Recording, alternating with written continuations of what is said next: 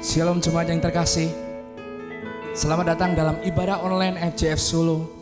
Pada kesempatan kali ini, mari kita bersama-sama membawa pujian kita. Sembah satu nama, Yesus Kristus Tuhan. Terima kasih Tuhan. Engkau yang mulia, Engkau yang bertahta Tuhan.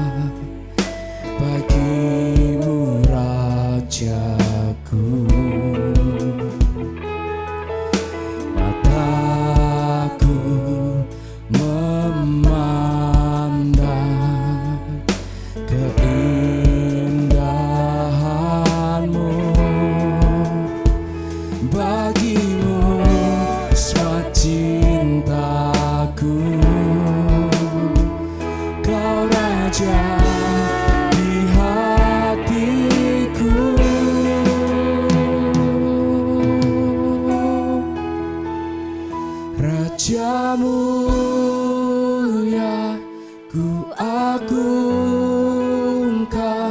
ku tinggikan namamu atas segalanya. Semua ciptaan memujamu, sujud menyembah di hadapanmu.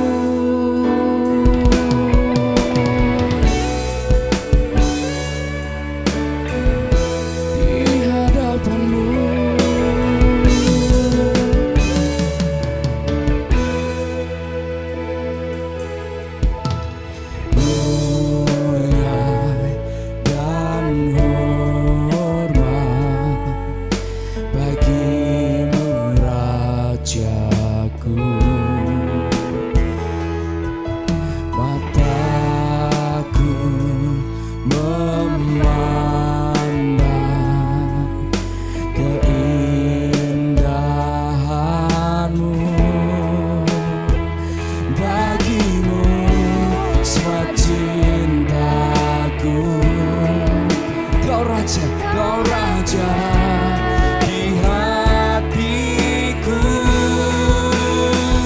Raja mulia, ku agungkan, ku tinggikan namamu atas segalanya. Semua ciptaan memujamu, sujud menyembah di hadapanmu.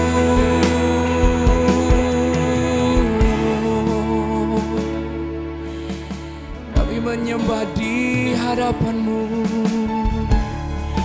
Engkau yang layak tinggikan, oh Yesus. Hanya Kau yang layak disembah.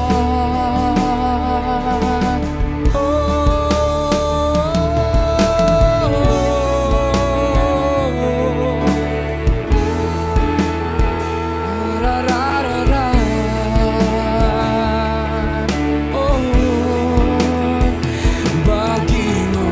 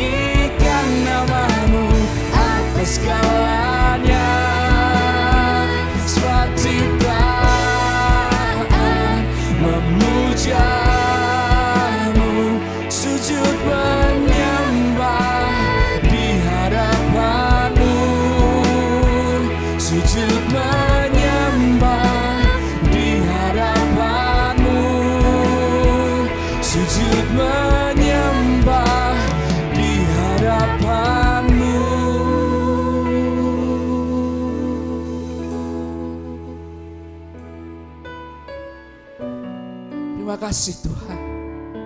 Kami sujud menyembah-Mu karena Engkau Allah yang setia, tak pernah meninggalkan kami Yesus. Terima kasih Tuhan. Thank you Lord Jesus.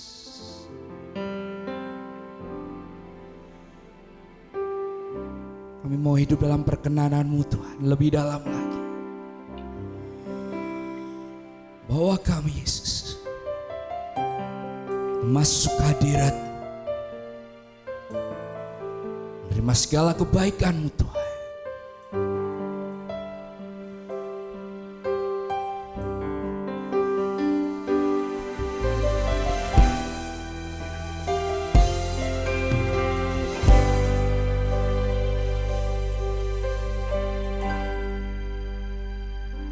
Selidiki aku,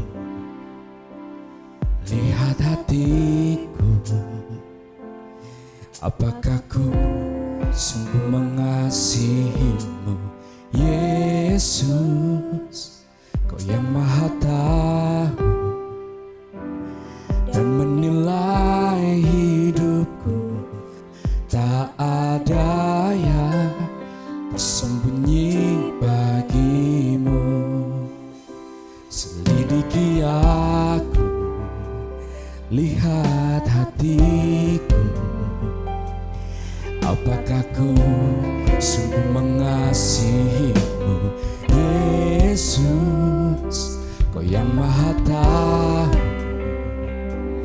dan menilai hidupku, tak ada yang tersembunyi bagi-Mu. Telah kulihat kebaikan-Mu yang tak pernah habis di hidupku. Ku berjuang sampai akhirnya Kau dapati aku tetap setia.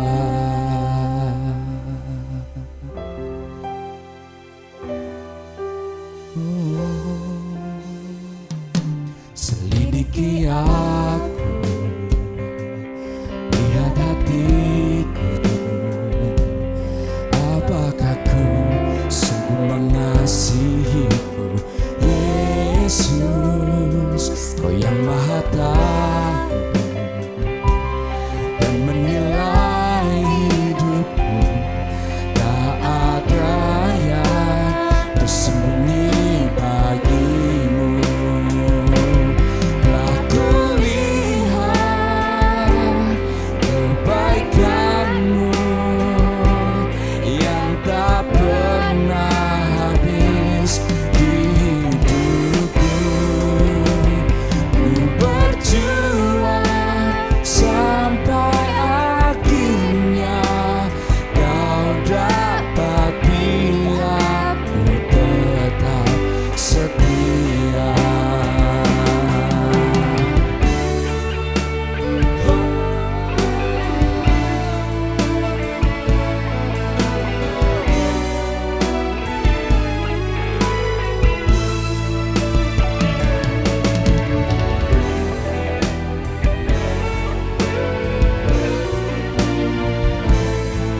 Terima kasih Tuhan.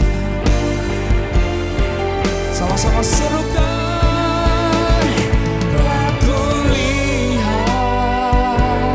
kebaikan-Mu yang tak pernah habis di hidupku. Ku berjuang sampai akhirnya Kau dapati aku tetap setia.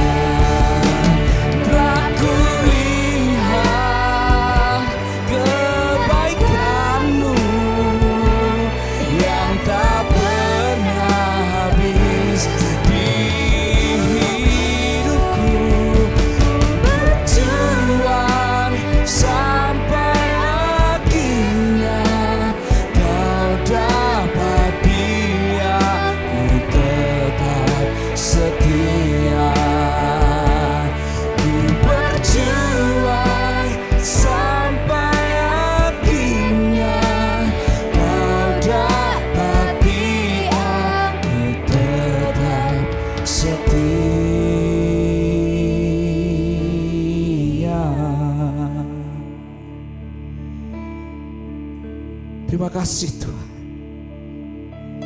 Mendapati kami setia, berjuang sampai akhir. Karena Engkau segalanya dalam hidup kami, Yesus. Kau yang berarti, Kau yang terutama, Yesus. Tak ada yang lain.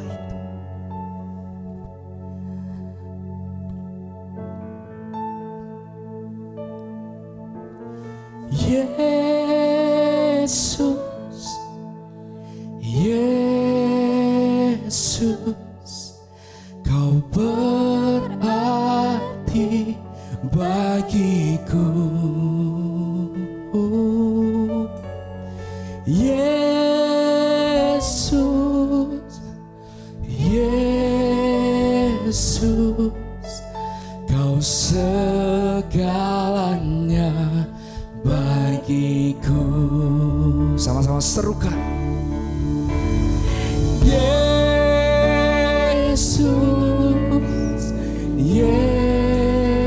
Yesus, Kau berarti bagiku.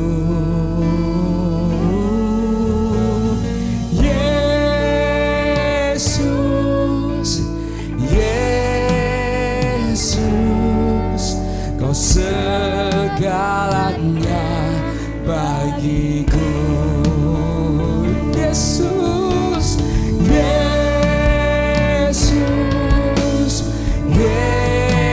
Yesus, Kau berarti bagiku.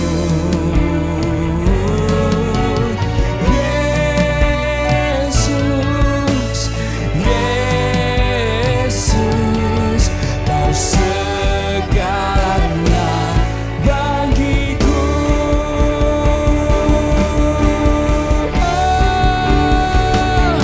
Telah kulihat kebaikan-Mu yang tak pernah habis di hidupku. Berjuang sampai akhirnya Kau dapati aku tetap setia. Telah kulihat kebaikan-Mu yang tak pernah habis di hidupku.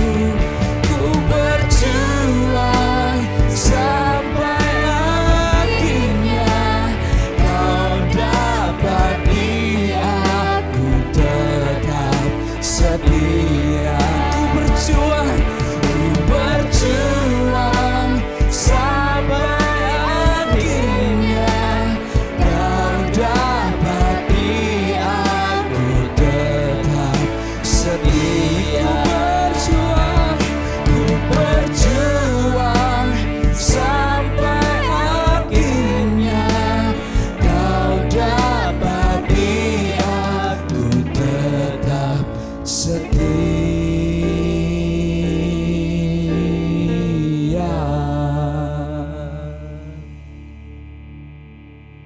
Tuhan, terima kasih Engkau selalu ada bersama kami dalam perjuangan ini ya Tuhan. Terima kasih Tuhan, Kau menguatkan kami, meneguhkan kami di saat kami lemah. Kau mengajarkan kami arti kesetiaan Tuhan. Apapun yang kami alami, apapun yang sedang terjadi, terlebih jika sesuatu terjadi tidak seperti yang kami inginkan, Engkau mengajar kami untuk tetap setia. Tuhan, terima kasih. Saat ini kami mau belajar untuk mengenal isi hati-Mu lebih lagi Tuhan. Urapi kami, berkati kami supaya firman-Mu memberikan kami kekuatan. Firman-Mu menjadi pelita bagi kaki kami dan terang bagi jalan kami. Tuhan, kami siap untuk diberkati dengan firman-Mu. Bekerjalah Roh Kudus, berikan kami hikmat pengertian, pewahyuan yang daripada-Mu. Terpujilah nama-Mu Tuhan, dalam nama Tuhan Yesus kami berdoa. Amin. Haleluya. Puji Tuhan, semua yang diberkati Tuhan, Bapak Ibu Saudara sekalian, Shalom. Saat ini kita kembali bersama-sama akan mendengarkan firman Tuhan. Dan sebagaimana tema dari ICF, ya, kita minggu ini ada tema doing right, yaitu melakukan dengan benar. Ya. Bapak Ibu Saudara yang dikasihi Tuhan, di tengah suasana sendu dan cemas karena pandemi COVID-19 ini, banyak kisah yang menginspirasi kita, yang menggetarkan hati kita. Tak jarang aksi kebaikan dilakukan satu orang, kemudian menular kepada orang lain, dan menjadi gerakan untuk saling menolong, untuk saling membantu. Bahkan kalau kita aktif di media sosial, ya, kita akan melihat bagaimana banyak cerita, banyak kesaksian, banyak donasi yang dikumpulkan oleh para tenaga medis. Ada juga yang berniat membantu ekonomi kalangan menengah yang terdampak, juga apresiasi kepada tukang ojek, ya, atau mereka yang tidak punya pekerjaan, pilihan pekerjaan di rumah. Juga ada yang membantu usaha-usaha kecil, ya, masih banyak lagi, mulai dari organisasi, lembaga-lembaga, bahkan juga gereja-gereja, para influencer, juga para selebriti, mereka semua bergandengan tangan karena menyadari bahwa pandemi ini masih akan sangat panjang. Saudara, misalnya juga kalau kita melihat para selebriti, ya, mereka melakukan manggung online, ya, untuk menghibur masyarakat di tengah pandemi. Tak tahu bahwa kita ada di rumah, aktivitas kita terbatas, membuat orang mungkin merasa bosan, merasa gerah gitu, ya. Jadi perlu banyak hiburan. Ya. Juga kita melihat juga para relawan semakin hari semakin bertambah. Para dokter menyediakan konsultasi kesehatan online supaya orang yang sakit tidak berdesakan di rumah sakit, tapi mereka bisa melakukan jasa konsultasi secara online. Juga ada banyak yang lain lagi, misalnya tukang sayur, ya, menawarkan jasa mengantar sayuran, ya, supaya orang-orang tidak perlu ke pasar, dan banyak lagi, saudara. Saya juga melihat, kalau saudara mau lihat lebih banyak lagi, bisa kunjungi di laman kitabisa.com. Dan di situ adalah salah satu di mana ada dari semacam organisasi kemasyarakatan gitu, ya, yang membantu gereja-gereja melakukan desinfektan, ya, supaya gereja bisa beribadah dengan nyaman, saudara. Nah, apa yang bisa kita lakukan ini adalah melewati tembok-tembok keterbatasan, perbedaan yang ada, sehingga justru di tengah pandemi ini kita bisa saling membantu, saling membutuhkan tanpa melihat latar belakang satu dengan yang lain. Saudara yang dikasihi Tuhan, ayat yang akan kita renungkan pada saat ini kita ambil dari kitab Yakobus 4 ayat yang ke-17, demikian firman Tuhan. Jadi jika seorang tahu bagaimana ia harus berbuat baik, tetapi ia tidak melakukannya, ia berdosa. Saya ulangi sekali lagi. Jadi jika seorang tahu bagaimana ia harus berbuat baik, tetapi ia tidak melakukannya, ia berdosa. Pada umumnya kita tahu segala sesuatu yang baik untuk kita lakukan. Tetapi tidak semua orang, tidak semua dari kita bersedia untuk melakukan. Nah, kira-kira apa saja yang menjadi kendala buat kita, sehingga kita tahu itu yang baik, sesuatu yang harus kita lakukan, baik untuk kita lakukan, tapi justru kita tidak melakukan. Nah, ada 3 hal yang akan kita pelajari pada saat ini. Yang pertama, mengapa kita tidak melakukan sesuatu yang baik? Yang pertama, karena ada peperangan rohani di dalam diri kita. Ada peperangan rohani di dalam diri kita. Saya akan bacakan Roma 7 ayat 21 sampai 23, demikian firman Tuhan.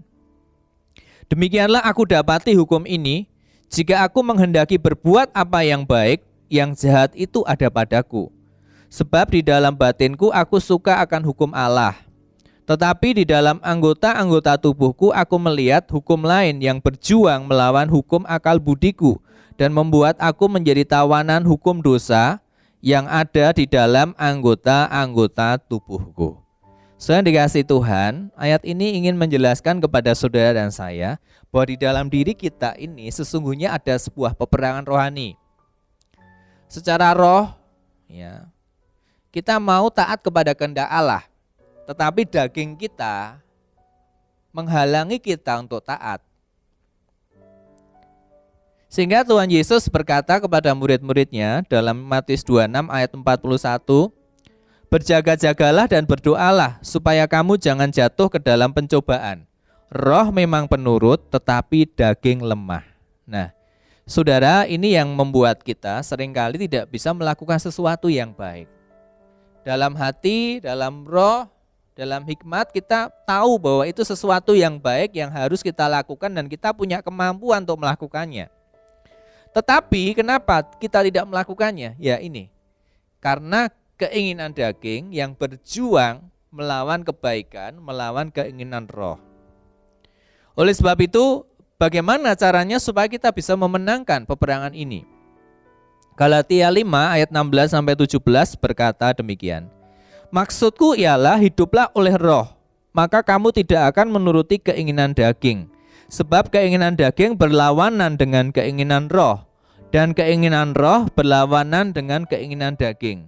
Karena keduanya bertentangan, sehingga kamu setiap kali tidak melakukan apa yang kamu kehendaki. Nah, ayat ini ingin mengatakan kepada saudara dan saya, memberi nasihat, supaya kita bisa melakukan sesuatu yang baik yang memang seharusnya kita lakukan sesuai dengan kehendak Allah. Kita harus hidup di dalam roh, bukan hidup dalam keinginan daging. Sebab keinginan daging adalah perseteruan dengan kehendak Allah. Nah, bagaimana cara kita hidup dengan roh? Tentu saja saudara dan saya harus bergaul intim dengan Tuhan. Harus selalu merenungkan firman-Nya, mengerti kehendak Tuhan dalam kehidupan kita. Tetapi jika kita menjauh daripada Tuhan, justru di situ keinginan daging yang akan mendesak kita semakin kuat sehingga kita tidak taat kepada kehendak Allah. Kita tidak bisa melakukan sesuatu yang baik. Tahu itu yang baik, tapi apa daya tubuh kita lemah. Ada beberapa hal yang mungkin saudara pernah mengalami. Misalnya, ada kebiasaan buruk yang mungkin kita punya dalam kehidupan kita masing-masing. Kita tahu bahwa itu tidak baik. Kita ingin bertobat, kita ingin lepas daripada kebiasaan buruk itu. Nah, tapi yang menjadi kendala adalah keinginan daging yang berjuang melawan keinginan roh. Sehingga kalau kita mau berkata, aku mau mengatasi kebiasaan buruk, maka saudara dan saya harus hidup dalam roh. Supaya keinginan daging kita dapat ditundukkan oleh keinginan roh. Kuasa roh Tuhan turun atas kehidupan kita sehingga kita bisa memenangkan peperangan ini. Yang kedua, saudara yang dikasihi Tuhan, mengapa seringkali ada kendala untuk kita tidak bisa melakukan sesuatu yang baik? Yang kedua adalah kemalasan. Nah, ini mungkin hampir semua orang mungkin pernah mengalami suatu saat atau satu keadaan di mana kita mengalami rasa malas. Pengertian rasa malas menurut Edisakius ini adalah seorang autor, seorang penulis buku, seorang wartawan yang senior, saudara, pemimpin dari sebuah perusahaan media. Malas merupakan keengganan seseorang untuk melakukan sesuatu yang seharusnya atau sebaiknya dia lakukan. Jadi keengganan seseorang untuk melakukan sesuatu yang seharusnya atau sebaiknya dia lakukan, enggan. Ada rasa malas, ada rasa enggan. Mengapa demikian? Ya, dimulai dari dalam dirinya masing-masing. Orang malas seringkali bukan tidak tahu apa yang baik, tapi tidak mau melakukan yang baik. Terlebih lagi rasa malas terjadi apabila seseorang sudah berada di zona nyaman. Sudah merasa enak, ngapain harus susah-susah. Nah, itu timbul rasa malas, saudara. Orang malas lebih suka menunda-nunda pekerjaan, menunggu orang lain melakukan atau tidak percaya diri. Ya, jadi orang malas ya, inginnya menikmati, tidak mau susah-susah. Tahu itu semuanya baik untuk dilakukan, tetapi tidak melakukan. Kenapa? Karena rasa malas. Amsal 21 ayat 25 berkata, Si pemalas dibunuh oleh keinginannya karena tangannya enggan bekerja. Ya, saudara, ada keinginan untuk maju, ada keinginan untuk menjadi lebih berhasil, tetapi tangannya enggan untuk bekerja, malas untuk melangkah. Amsal 10 ayat 4 berkata, tangan yang lamban membuat miskin, tetapi tangan orang rajin menjadikan kaya. Nah ini saudara, kalau kita lamban, ya, tidak aktif, tidak responsif, ya, tidak mau untuk maju, ya, kita akan mengalami yang namanya kemiskinan. Ya, saya mau berkata bahwa kemiskinan bukan selalu berbicara soal harta, soal uang, tapi kita miskin. Artinya apa? Miskin visi, ya, miskin ilmu, ya, miskin etika dan sebagainya, karena tidak ada semangat untuk rajin. Ada seorang pengusaha yang menurut majalah Forbes adalah orang terkaya di Asia Timur. Dia adalah orang keturunan namanya Li Ka-shing. Dia berkata demikian, jika Anda malas dan hanya membuang-buang waktu, Anda tidak akan tahu bagaimana cara merengkuh peluang. Bahkan ketika peluang itu tepat berada di hadapan Anda. Ya, orang yang malas tidak akan tahu datangnya peluang. Orang yang malas tidak akan bisa memanfaatkan peluang ketika peluang itu sudah ada di hadapannya. Tetapi orang yang rajin, dia tahu saatnya, dia tahu waktunya untuk maju, untuk mendapatkan peluang. Ketika peluang itu datang, dia sudah tahu bagaimana harus bersikap. Jadi saudara, yang kedua ini adalah rasa malas atau kemalasan menghalangi seseorang untuk melakukan sesuatu yang baik. Tahu itu yang baik tetapi tidak mau melakukan. Kenapa? Karena rasa malas. Yang ketiga adalah hipokritas atau munafik, hipokrit, ya. Dalam bahasa Inggris, hipokrisi artinya adalah sikap, perilaku atau tindakan yang tidak konsisten atau tidak sejalan dengan prinsip, nilai-nilai yang dianut atau keyakinan yang mereka selalu katakan. Orang-orang yang bersikap hipokrit ini, saudara, tidak punya integritas. Dalam bahasa Arab, kata hipokrit disamakan dengan munafik. Nah, kita mungkin kenalnya adalah istilah munafik ini. Apa yang dia katakan tidak seperti apa yang dia lakukan. Bertolak belakang. Yesus menegur ahli-ahli Taurat yang bersifat munafik. Matius 23 ayat 2 sampai 3. Ahli-ahli Taurat dan orang-orang Farisi telah menduduki kursi Musa. Sebab itu turutilah dan lakukanlah segala sesuatu yang mereka ajarkan kepadamu. Tetapi janganlah kamu turuti perbuatan-perbuatan mereka, karena mereka mengajarkannya tetapi tidak melakukannya. Jadi apa yang diajarkan oleh pemimpin agama mereka, ahli Taurat mereka harus dilakukan, tapi jangan dicontoh perbuatan mereka. Sebab mereka munafik. Mereka mengajarkan tetapi tidak melakukan. Ya, saudara yang dikasihi Tuhan, ada 5 akibat orang munafik. Yang pertama, kalau kita munafik, ya, akan sulit dipercaya oleh orang lain. Tentu saja karena apa yang dikatakan berbeda dengan apa yang dilakukan. Orang yang munafik mudah lari dari tanggung jawab. Ya. Yang ketiga, orang yang munafik dijauhi dari pergaulan, saudara. Yang keempat, orang munafik dihantui rasa bersalah. Dan yang kelima, orang munafik menjadi bertele-tele karena berusaha menutupi kebohongan satu demi kebohongan yang lainnya.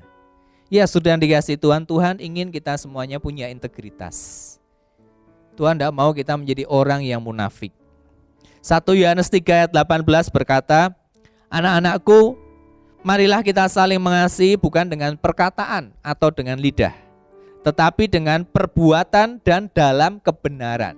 Ya, mengasihi dengan perbuatan dan dalam kebenaran, saudara. Ya, kita bisa mengasihi dengan kata-kata, tapi jangan hanya dengan kata-kata, tapi harus diwujudkan dengan perbuatan dan dalam kebenaran. Saudara, saya sempat bertanya, ada sebuah penghargaan, namanya adalah Bung Hatta Award. Ini adalah sebuah penghargaan yang diberikan kepada pegiat anti korupsi di Indonesia. Indonesia beruntung punya orang-orang yang memiliki integritas yang luar biasa, yang bersih dalam menjalankan tugas dan tanggung jawab yang dipercayakan kepadanya. Salah satunya adalah Bung Hatta. Beliau adalah Wakil Presiden Indonesia yang pertama yang mendampingi Insinyur Soekarno. Sudah ada beberapa cerita tentang kehebatan integritasnya. Beliau tidak pernah membocorkan rahasia negara mengenai peristiwa pemotongan nilai uang yang disebut centering. Pengurangan nilai mata uang, misalnya dari 1.000 menjadi 100 rupiah. Sebagai wakil presiden sebenarnya bisa saja Bung Hatta membocorkan kebijakan tersebut, terlebih kepada keluarganya. Ketika kebijakan tersebut diputuskan, ia tidak pernah menceritakannya kepada istrinya yang tercinta. Namanya Rahmi Hatta. Ibu Rahmi Hatta baru tahu kebijakan itu dari media massa. Beliau terkejut dan tentunya kecewa. Gara-gara kebijakan tersebut, ia tidak bisa membeli mesin jahit. Padahal sudah lama beliau menyisihkan uang belanja untuk ditabung dan mau dibelikan mesin jahit. Ketika hal itu ditanyakan kepada suaminya tercinta, Bung Hatta mengatakan, sebagai pejabat negara, Apang harus memegang teguh sumpah jabatan dan rahasia negara, termasuk kepada keluarga kita. Terkait dengan mesin jahit itu, sabarlah, teruslah menabung itu. Kalau sudah cukup uangnya, nanti kita beli. Cerita lain adalah Bung Hatta ingin membeli sepatu mereknya Belly, sebuah merek sepatu yang konon terkenal pada saat itu. Beliau tak sengaja melihat iklan sepatu dari media massa, digunting dan disimpanlah gambar sepatu tersebut. Namun sampai beliau wafat, sepatu tersebut tidak juga terbeli. Bisa dibayangkan betapa sederhananya hidupnya beliau ini. Padahal ia seorang tokoh besar yang menyandang jabatan sebagai wakil presiden. Lalu bagaimana dengan pejabat zaman sekarang, saudara? Tentu sulit mencari bandingannya dibanding dengan Bung Hatta ini. Bahkan untuk membayar listrik pun Bung Hatta tidak mampu. Hal ini terdengar kepada gubernur legendaris Jakarta pada waktu itu, Ali Sadikin. Dia mengatakan, begitu sederhananya hidup pemimpin kita, ujarnya dengan terharu. Bang Ali bergerak cepat, dia melobi DPRD Jakarta untuk menjadikan Bung Hatta sebagai warga kota utama yang dibebaskan dari membayar listrik, saudara. Saudara, cerita tentang Bung Hatta tersebut, saudara, mengajarkan bahwa hal yang terpenting yaitu integritas harus kita miliki dalam kehidupan kita kalau kita ingin mengisi kemerdekaan, sebagaimana cita-cita daripada para pemimpin bangsa ini. Bung Hatta dicatat sebagai tokoh yang namanya harum, bahkan dijadikan sebagai simbol penghargaan, award kepada pegiat anti korupsi, yaitu mereka yang bersih dari praktek korupsi, tidak menyalahgunakan kekuasaan atau jabatannya, tidak menyuap atau menerima suap, berperan aktif dalam memberikan inspirasi dan mempengaruhi masyarakat dan lingkungannya untuk pemberantasan korupsi. Apa yang bisa kita pelajari dari Bung Hatta ini, saudara? Saudara, apa yang kita lakukan itu akan berdampak sangat panjang dalam kehidupan kita. Anak cucu kita, bahkan orang lain, bahkan bangsa atau orang yang kita tidak tahu. Ketika kita melakukan sesuatu yang baik, percayalah itu akan memiliki dampak yang sangat luas. Sekalipun kita sudah meninggal, warisan kita, perbuatan baik kita akan bisa dinikmati dan dikenang oleh anak cucu, oleh orang lain, bahkan oleh sebuah bangsa. Termasuk Bung Hatta ini. Sampai sekarang Bung Hatta dikenang karena integritasnya, karena kejujurannya, karena kesederhanaannya. Bapak Ibu Saudara yang dikasihi Tuhan, kita sebagai orang percaya, saya ingin mengajak, mari kita semuanya juga memiliki integritas. Saya yakin 3 hal ini penting untuk kita lakukan, supaya kita bisa melakukan sesuatu yang baik. Ya, karena kalau kita tahu sesuatu yang baik tapi kita tidak lakukan, maka itu kita akan berdosa. Tapi kalau kita tahu sesuatu yang baik dan kita lakukan, maka itulah yang berkenan kepada Allah. Oleh sebab itu, saudara, dimanapun kita berada sebagai orang percaya, jadilah terang melalui setiap perbuatan kita. Jadilah pemenang dalam pergumulan kita saat ini. Mungkin kita sedang bergumul, ya,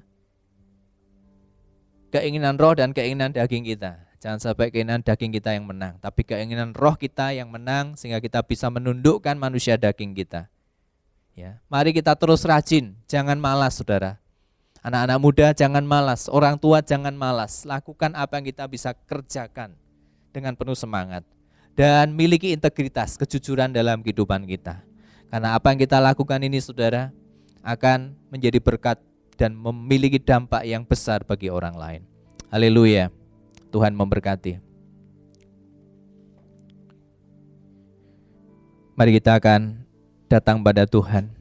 Kita akan berdoa. Kita mengucap syukur bahwa Tuhan telah mengaruniakan kepada kita segala sesuatu. Dan mari kita tetap belajar untuk taat dan setia.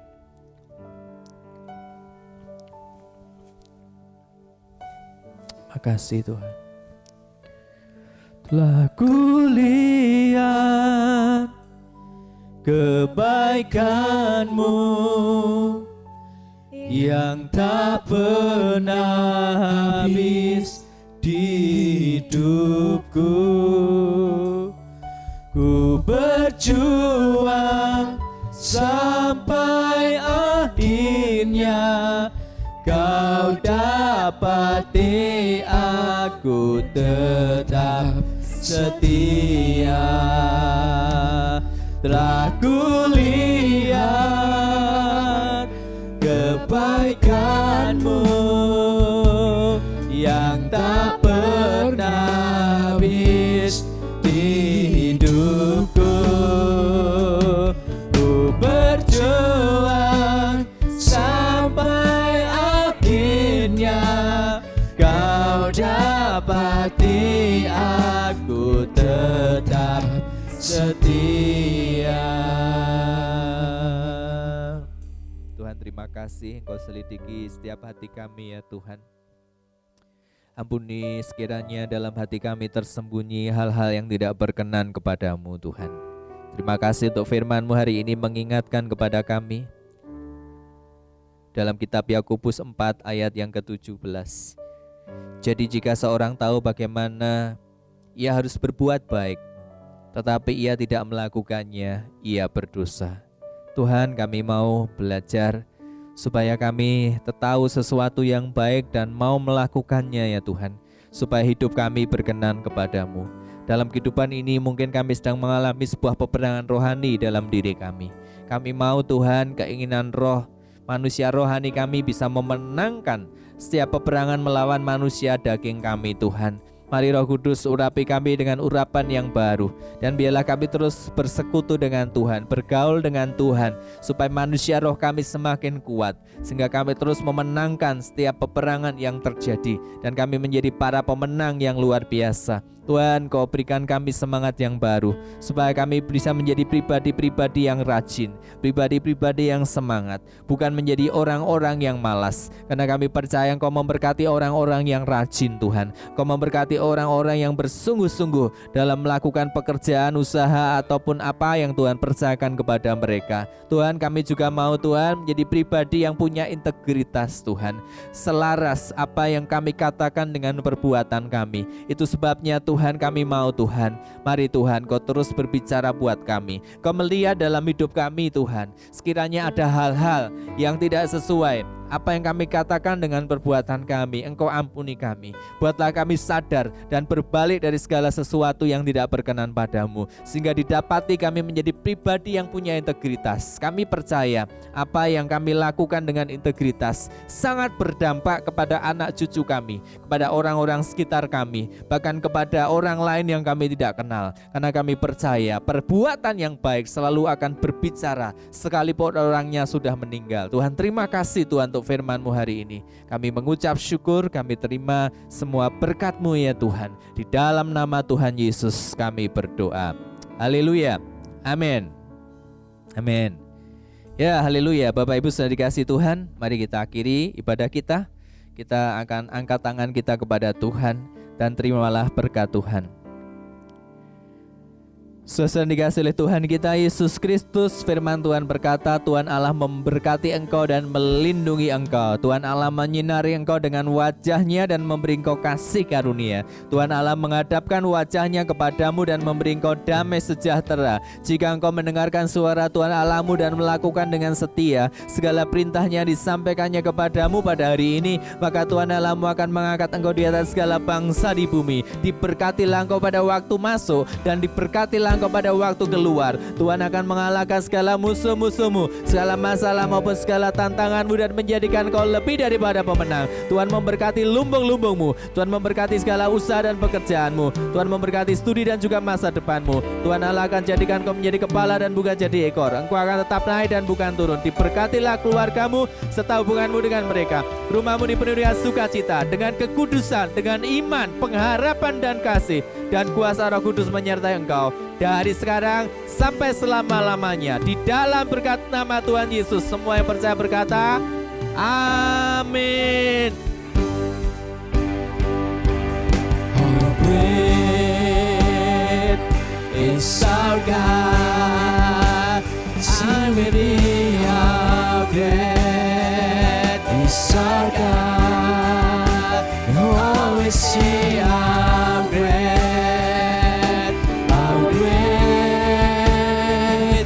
Our God, oh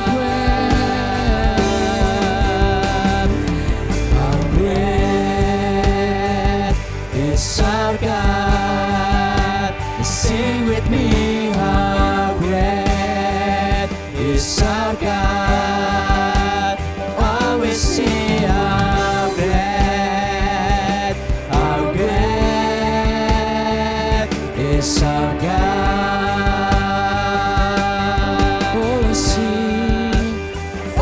See how great